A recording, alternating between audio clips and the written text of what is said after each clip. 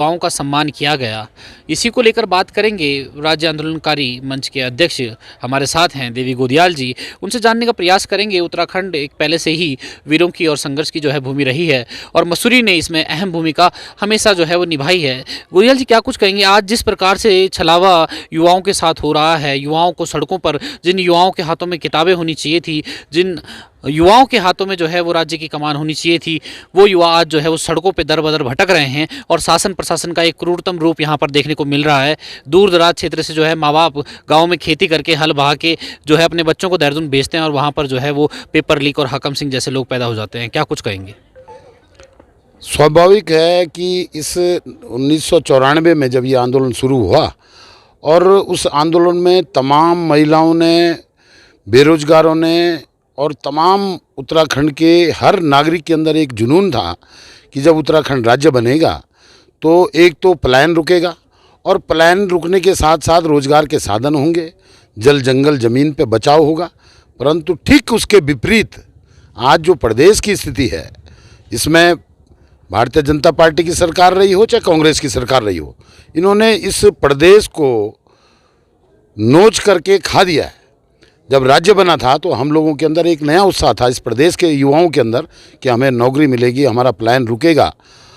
ठीक उसके विपरीत जिस तरह से आप देखने को मिला होगा, देहरादून के अंदर राज्य बनने के बाद पहली बार उत्तराखंड के बेरोजगार लोगों ने इस पेपर लीक के मामले में और इस भ्रष्टाचार के खिलाफ जो एक बहुत बड़ा ऐतिहासिक आंदोलन लड़ा, उसके अंदर कितने ही बेरोजगार लोग युवक जेल में गए, जेल से उनको रिहाई की गई।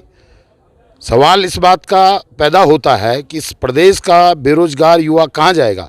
हाकम सिंह जैसे लोग इस प्रदेश के अंदर आईएएस और पीसीएस के एग्ज़ामों को करवाएंगे। इस प्रदेश का आने वाला भविष्य खतरे की नोक पर खड़ा है। इस प्रदेश की आर्थिक स्थिति से लेकर बेरोजगारी स्थिति से हाशिया पे खड़ी हुई है। ऐसे में इस प्रदेश सरकार को इस्तीफा देना चाहिए और इस राज्य के अंदर, अगर इस राज्य की अवधारणा के सवाल पर ये राज्य जो बना था अगर नहीं किया गया तो आने वाला भविष्य इस प्रदेश के अंदर आतंकवाद को बढ़ावा देने वाली बात है। बेरोजगार जब सड़कों पे रहेगा, माँ बाप लाखों की फीस इकट्ठी करके बच्चों को पेपर की तैयारी करवाते हैं और उसके बावजूद वो बच्चे घर में बैठते हैं, तो उसका फ्रस्ट्रेशन बेरोजगारों के अंदर देखने को मिला देहरादून के अंदर, जो बड़े पैमाने पे आगे के खतरे के संकेत देने को तैयार हैं।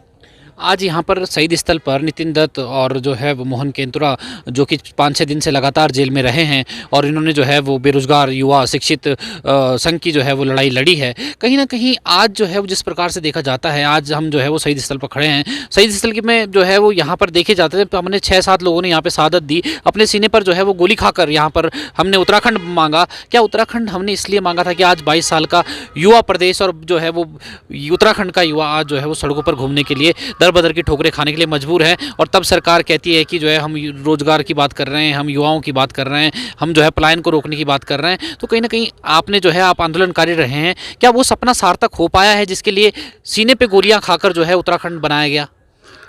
आज ये मसूरी वैसे भी उत्तराखंड आंदोलन की जननी है। यहाँ पे 6 लोगों की शहादत हुई, एक पुलिस अधिकारी भी इसमें मरा।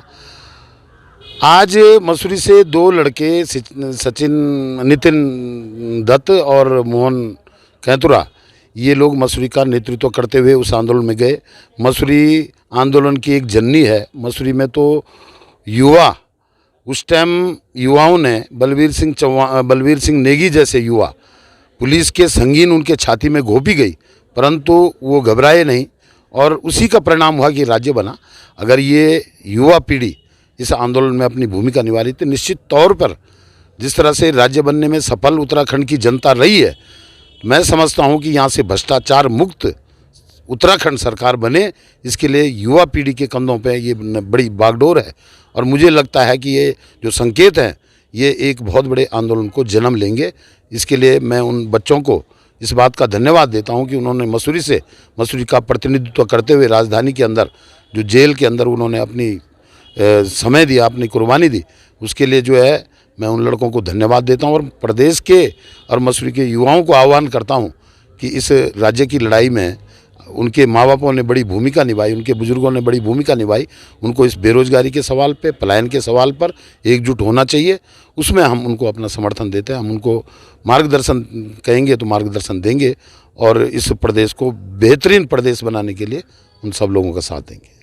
ये थे हमारे साथ राज्य आंदोलनकारी देवी गोदियाल और आंदोलनकारी मंच के अध्यक्ष भी ये हैं। और इन्होंने जैसा कि कहा कि यहाँ पर लोगों ने अपनी सीने पे गोली खाकर शहादत दी। इस उत्तराखंड में जो है वो हमें जल जंगल ज़मीन जो है हमें मिलेगी, लेकिन यहाँ से मूल निवास ख़त्म कर दिया गया। यहाँ से जो है वो बहुत सारी चीज़ें हैं, पलायन जो है वो लगातार हो रहा है पहाड़ों में। तो सरकारों से लगातार उम्मीद ही की जा सकती है, क्योंकि हम उम्मीद के अलावा कुछ कर नहीं सकते। हम जो है वो उम्मीद, आज सड़कों पर उतर रहे हैं, आज हम संघर्ष कर रहे हैं, फिर भी हम सिर्फ क्या है, उम्मीद। तो लगातार हमारा प्रयास जारी है कि हम जो है वो जनता की बात आप तक पहुंचा पाएं। और प्रदेश युवा प्रदेश है, 22 साल का युवा उत्तराखंड हो चुका है और युवा ही यहाँ के जो है वो अभी मुख्यमंत्री हैं। तो हम उम्मीद करते हैं कि इन युवाओं के साथ छलावा ना हो। एक छोटी सी मांग सीबीआई की है, तो अगर सरकार अगर निष्पक्ष है, सरकार जो है वो उसकी सोच साफ है, उसकी मंशा साफ है, तो आखिर सीबीआई जांच क्यों नहीं, ये बड़ा सवाल लगातार उठ रहा है। तो कैमरामैन राजवीर के साथ मैं नितेश सुनियाल, UK 24/7 न्यूज़ मसूरी।